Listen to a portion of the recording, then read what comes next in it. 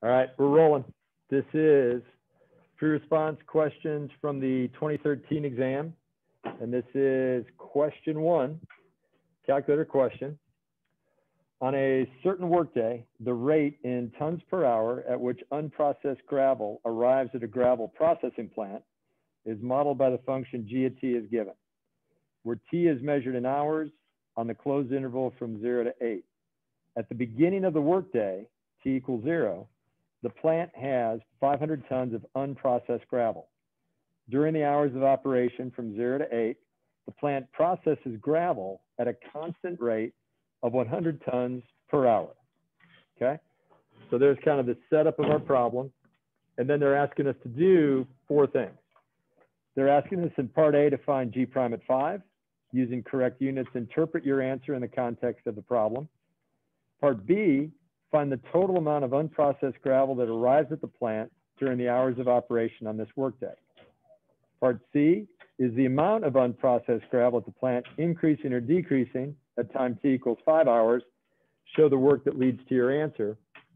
And then finally in part D, what is the maximum amount of unprocessed gravel at the plant during the hours of operation on this workday?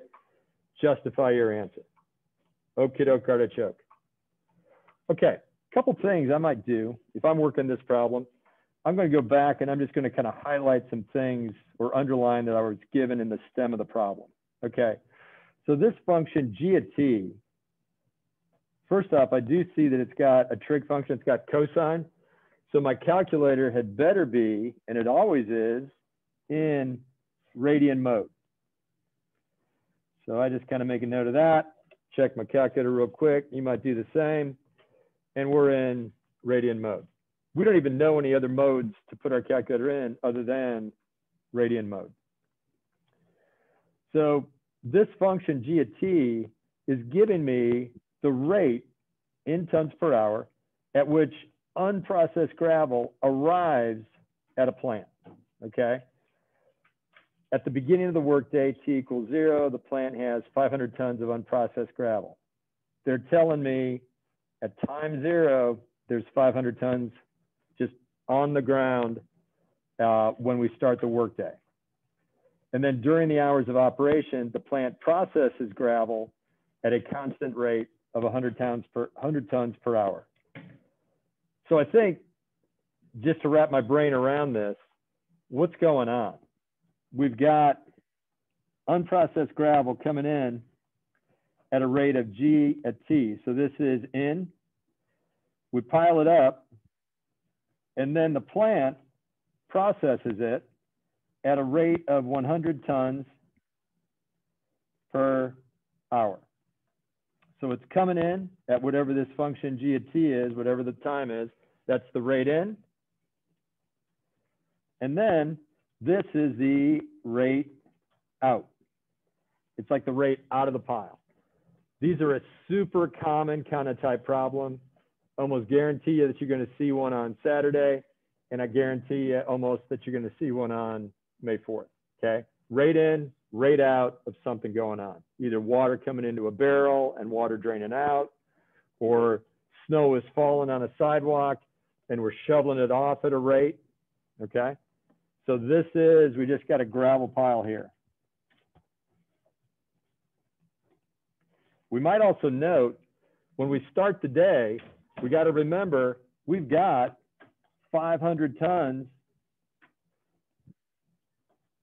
at t equals 0. So even before we start like trucking it in and adding it to the pile or whatever, we got 500 tons sitting there, okay, at time 0 when the day starts. All right, all right. So let's dive in. Part A, find G prime at 5. Using correct units, interpret your answer in the context of the problem. Well, you guys are so awesome. You're going to say, oh, great, G prime at 5. I got to find G prime at t. They give me G at t, so I'm just going to bust out some rules to differentiate that and come up with G prime at t, and then plug in 5, which is great. I don't doubt that you could do that, but this is a calculator problem, and we want to save as much time as we can. So what I would do is I'm going to go ahead, because I've got a feeling that I'm going to use this function g at t multiple times. And so what I want to do is I want to put that function in my calculator as y1. So I'm just going to make a note. I'm going to call that y1, and then I'm going to punch that into my calculator. So I hope you do the same. So 90 plus 45 times cosine times x squared in place of the t, of course, divided by 18, right? Don't forget the divided by 18 part. Okay, I got that in as y1. Then whenever I need to refer that in my calculator, I can just refer to it as y1. Good. Okay. So now to find g prime at 5, here's what I'm going to do. G prime at 5 is equal to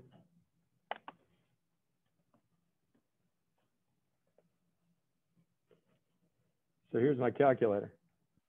I've got that. That's g at t in as y1. So I want g prime at 5. So I'm going to go to my home screen. Can anybody remind me where I get the derivative? You got it. So I'm going math, and I'm going option 8. Brings up the derivative template, right? So now it's just going to be d dx. What's my expression? y1. Okay, this is saving me the time each time of having to enter it over and over and over again. So to bring up y1, a shortcut, alpha trace, brings up all my y functions, and then I select y1. And then respect, I want, what x value am I looking for the derivative at? 5. So x equals 5. I usually like utter a short prayer before I hit enter. And there's my answer.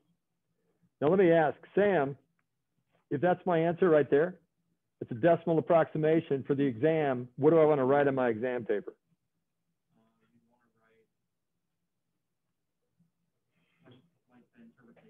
Well, I'm just saying, I'm getting ready to write that as my answer for g prime at 5. I want to know, do I just write negative 24? Do I write negative 24.5? You got it. 4 decimal places, truncated. Very good.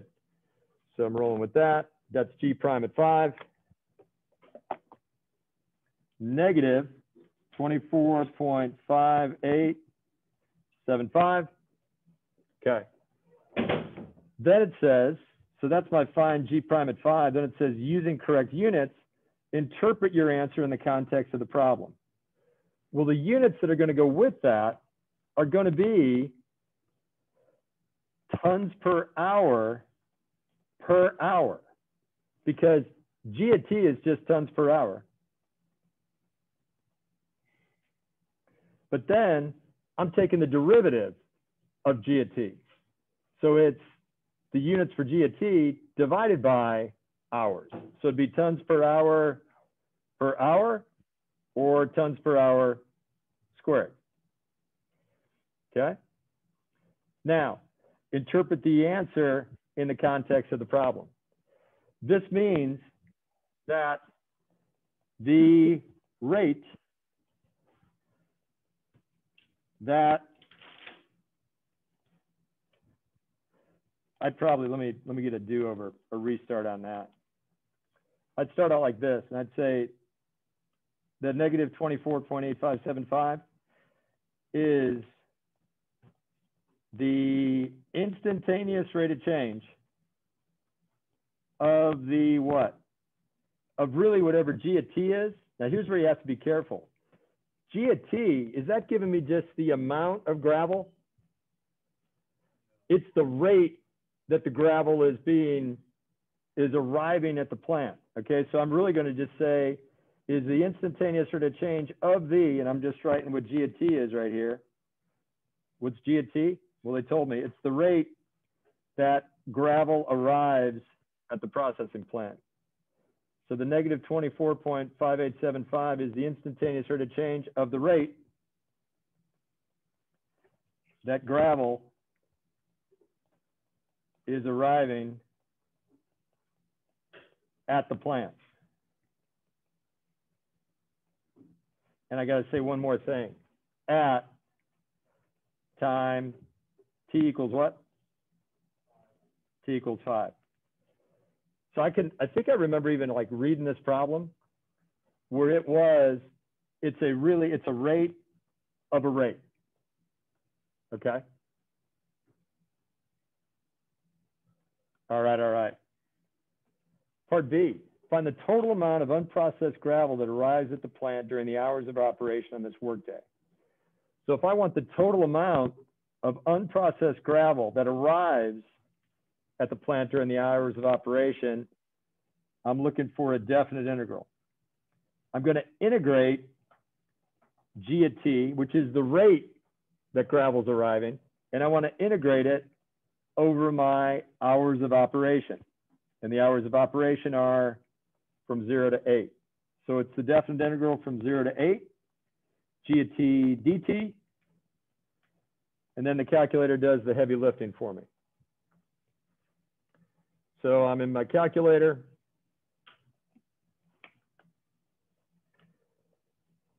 Somebody help me find, where do I get the integral? Okay, math 9, right? The derivative was math 8, so the integral is math. Option 9 brings up the integral template. My lower bound is 0, upper bound is 8.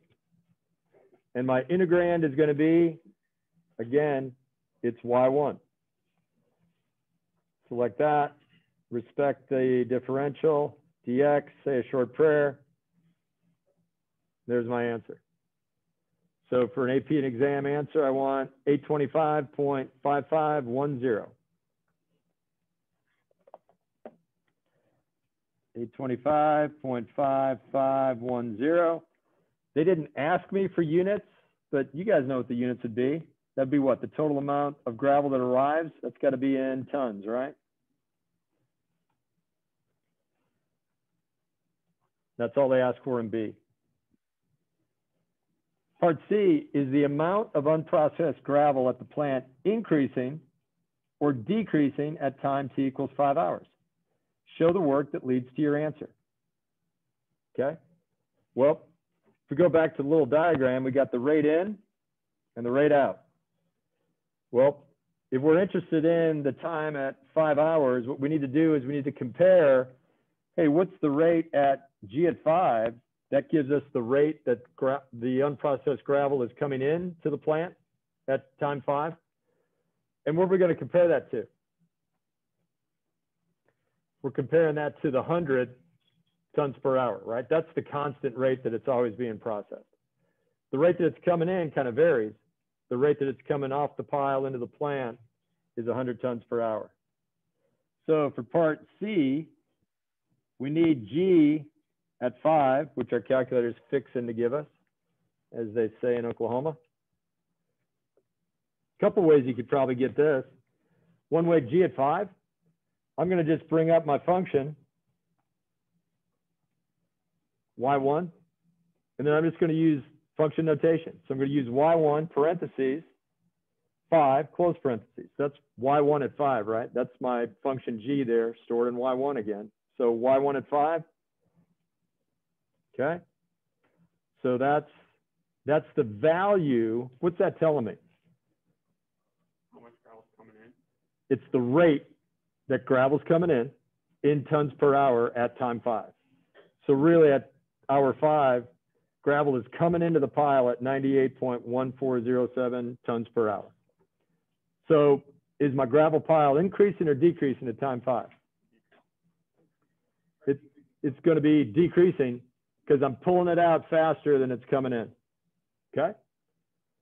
So what I'm going to show is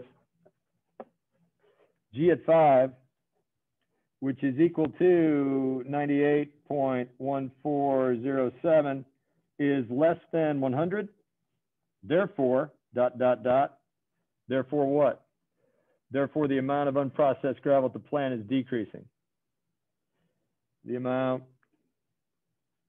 of unprocessed gravel is decreasing at T equals 5. Okay. And then last but not least, part D, what's the maximum amount of unprocessed gravel at the plant during the hours of operation on this workday. Justify your answer. Okie-doke, artichoke. Well, as soon as I saw the maximum amount, I got excited. And I thought the first thing I needed to do is what? Got to make a T-chart, okay? So I'm going to add a page. This is part D. Got a T-table, okay? Then I just got to figure out what goes on the left, what goes on the right. Well, the right column is got to be the what? It's the, I'm looking for the amount of unprocessed gravel. Okay. Now, do I have a function for that?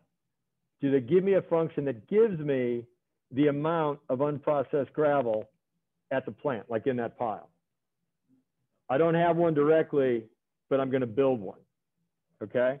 So I'm just going to write here, what I'm looking for is over here, it's the amount of unprocessed gravel. Okay. My column there on the left is going to be T. I know automatically I got to put in my endpoints, which would be what? I'm looking at during the hours of operation. So that's T0 and T8. T0, T8.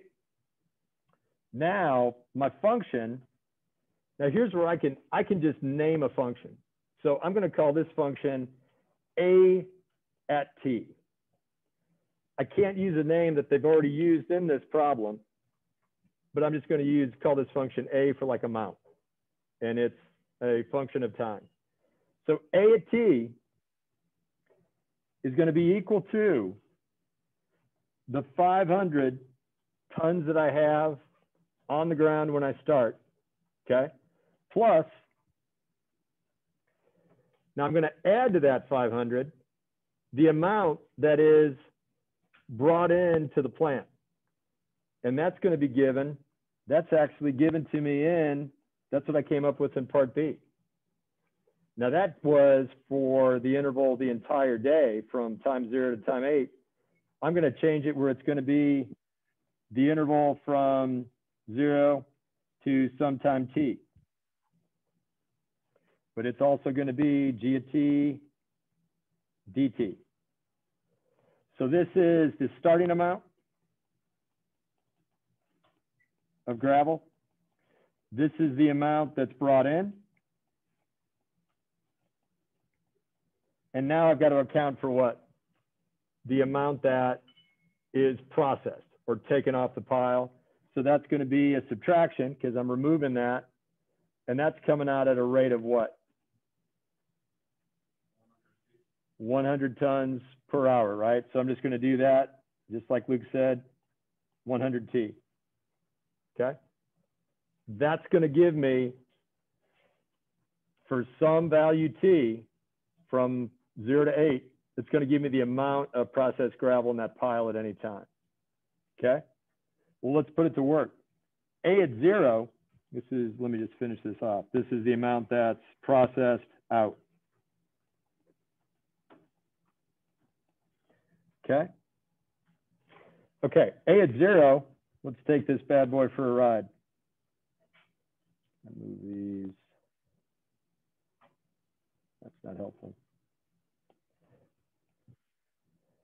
A at 0, 500, plus the definite integral from 0 to 0, G at T dt, minus 100 times 0.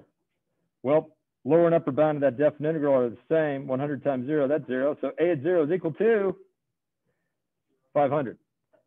That shouldn't have been any surprise because they told us that the amount of unprocessed gravel at time 0 was 500. Okay? Well, now let's figure out though at time 8.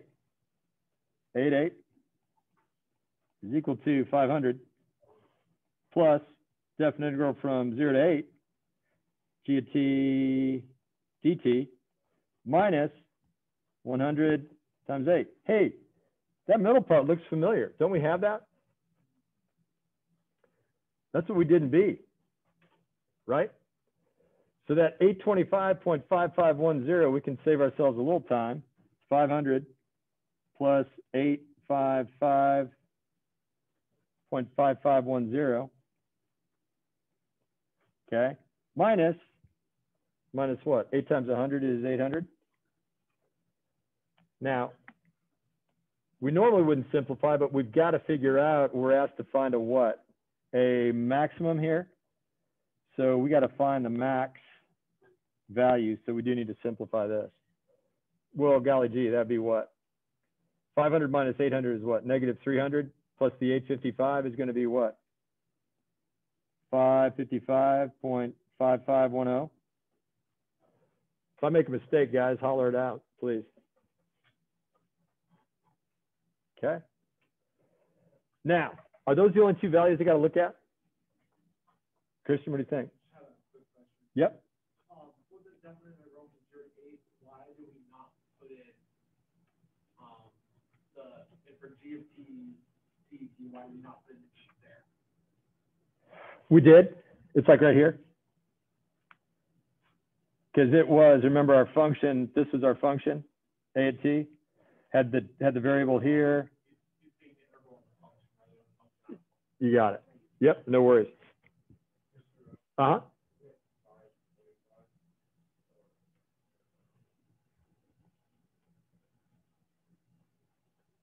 You're right. That was 825. Ooh, that would have been an ugly, easy point that I just lost. That was 825.55. Yep. Yep. Good catch. So that should be 825. So now I am going to do that. Plus 825.5510 minus 800.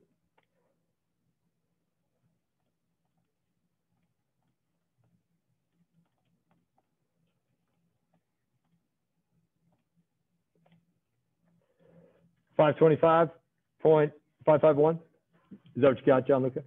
Awesome. Okay. Thanks for that one. 525. Okay. So are those the only two t-values that we got to consider? We got to look. These are what, endpoints basically? We got to look, do we have any critical points? Well, let's see. How do I find a critical point? You got it. It's where the derivative is equal to 0 or is undefined. Well, the good news is the derivative I'm looking for would be A prime at t. You're going to like this one. Okay. So I'm doing basically ddt of this entire equation. So ddt of 500 is what? 0. Plus, what about here? What's ddt of this definite integral right here? G of t. Nicely done. That is FTC part 2. And then ddt of the 100t minus 100. Okay. I set this equal to 0. I'm going to go up on this one. Is equal to G of t minus 100. So in essence, what I have to do, add 100 to both sides, and I get 100 equal to G of t. So whatever value of G of t is equal to 100, that's the t value I need to consider as a critical point. Okay. So what I would do is I would graph my G of t that I have in my calculator as y1. And I just want to make sure I'm going to graph it only from 0 to 8. So I'm going to go set my x min to 0, x max to 8. I don't even really care necessarily what my y min and my y max are.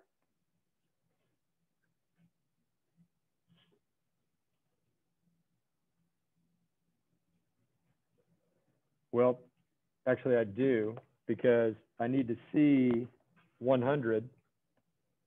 So let me change my window settings, and I'll show you what those are in just a second.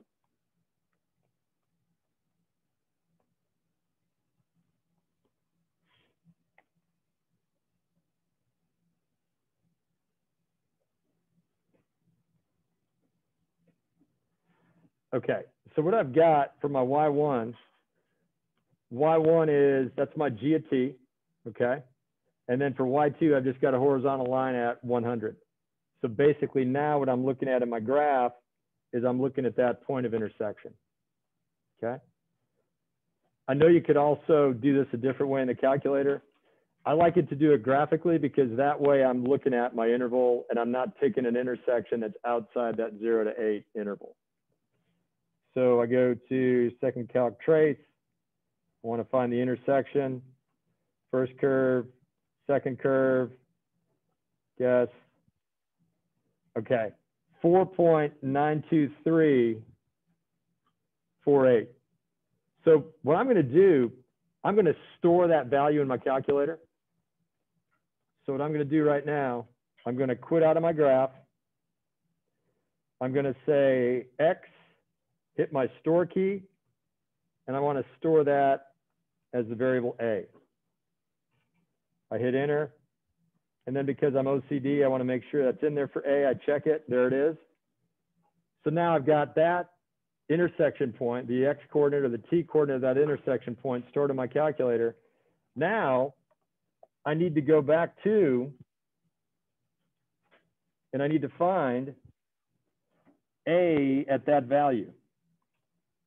Now this is a little confusing because it's capital A at that value A. That's going to be 500 plus definite integral from 0 to A, G of T, dt, minus 100 times that A. Okay. So if I go to put that in,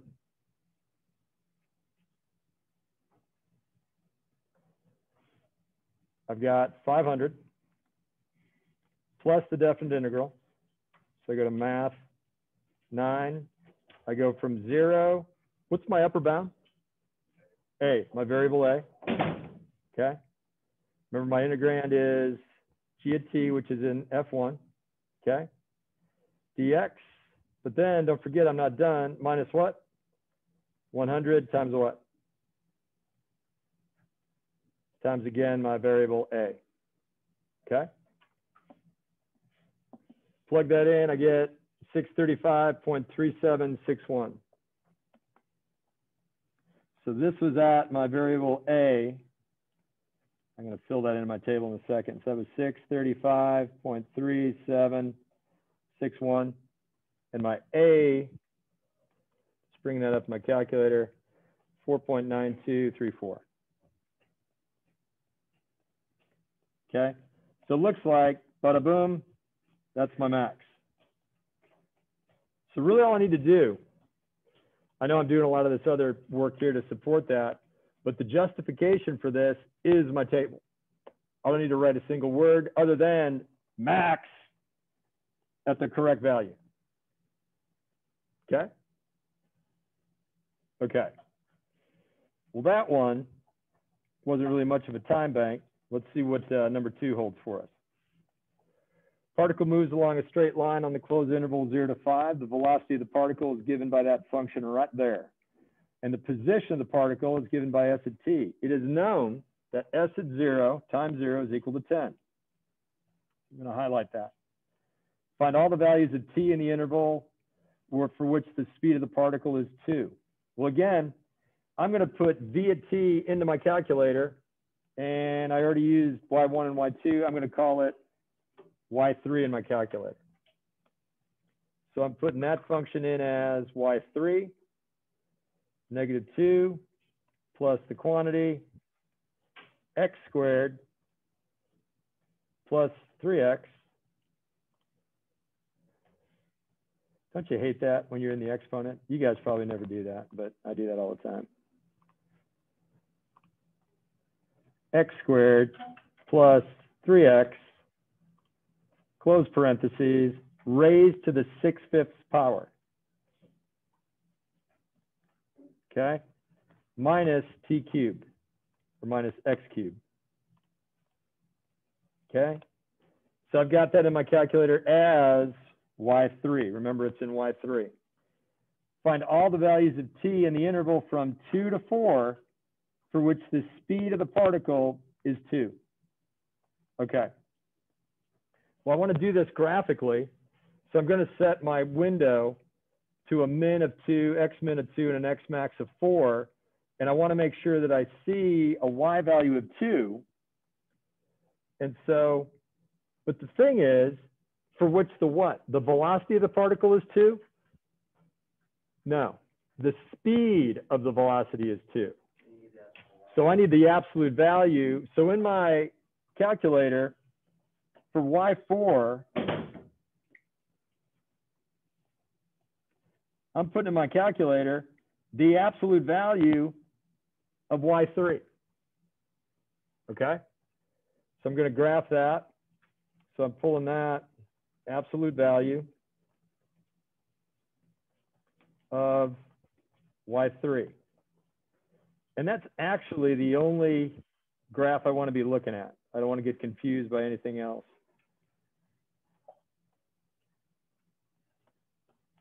So if I change my window settings, I got to go from 2 to 4.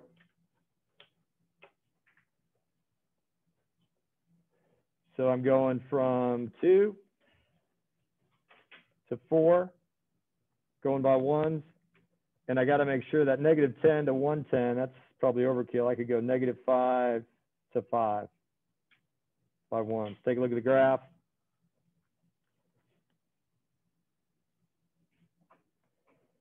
Okay, and one thing I left out, can kind of break that, is I want to know a y value of 2.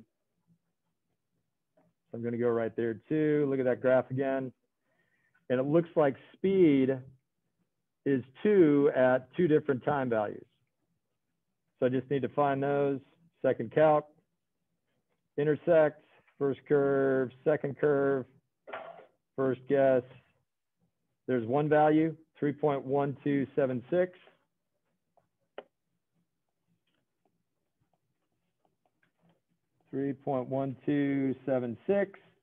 And the second one,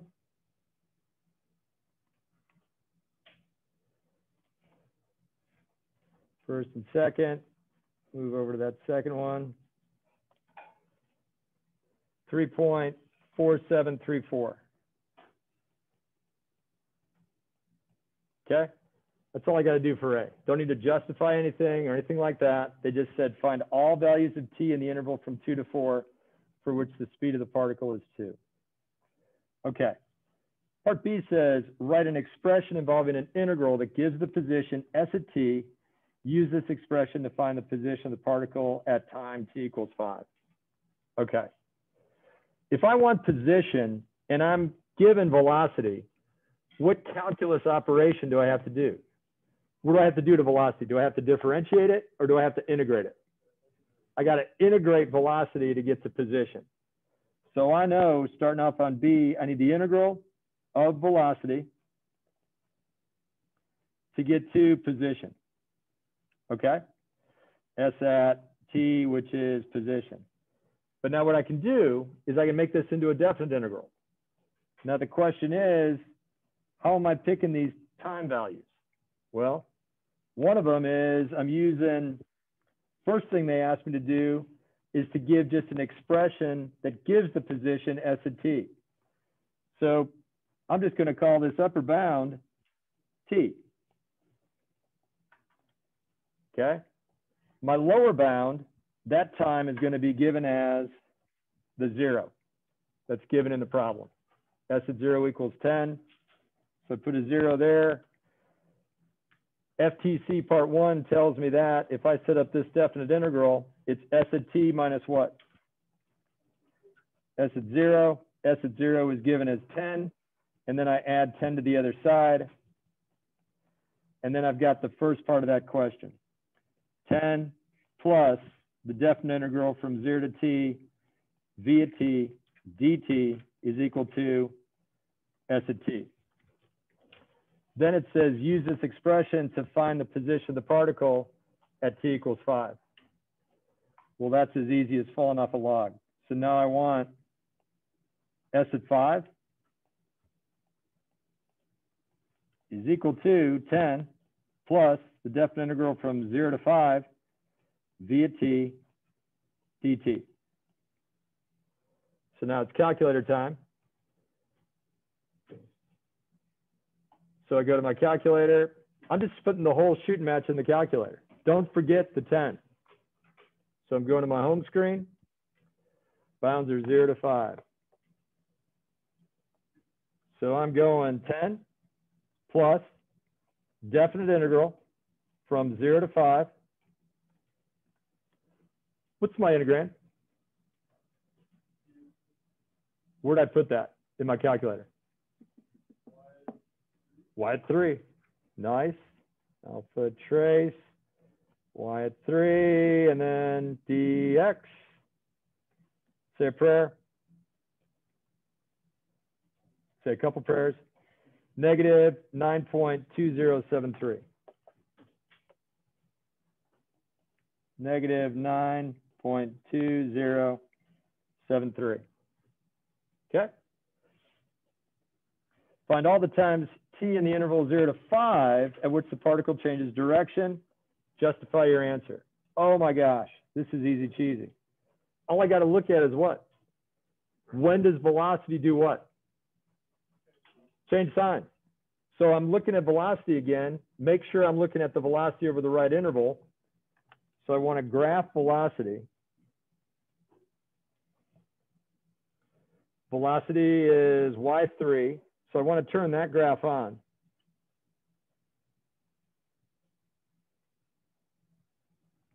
So I turn on y3, turn off speed, turn off my horizontal line at y equals 2, and I change my window settings.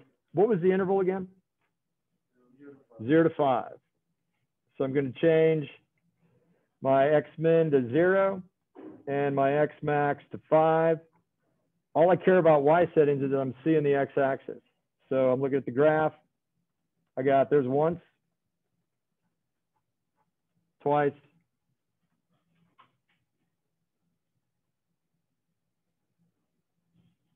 and it looks like that's it. So 2 times. Now, am I asked to find, I do have to find those times. So I'm just going to go, you guys know how to do this on your calculator. Second calc, finding the first intersection, second curve, that one.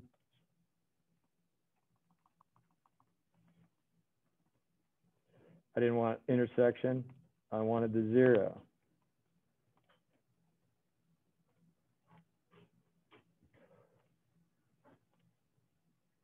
Okay, so we would find those 2 t values. I know we're running low on time. I'd like to look at part D. Is the speed of the particle increasing or decreasing at time t equals 4?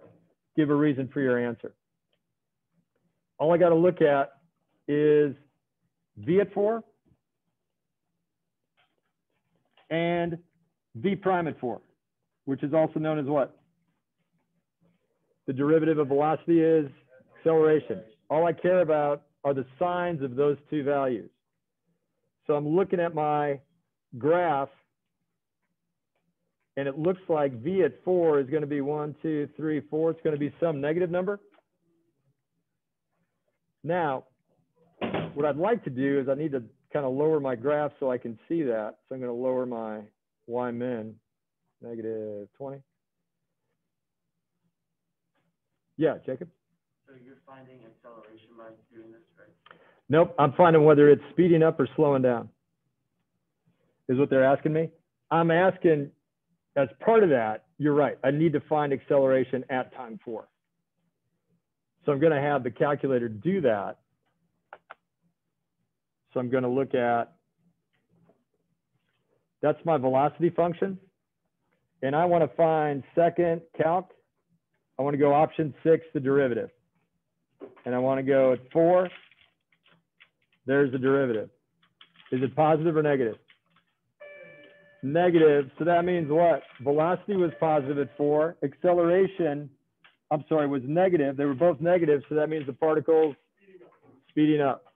Okay? All right, guys. Got through 2 out of the 3.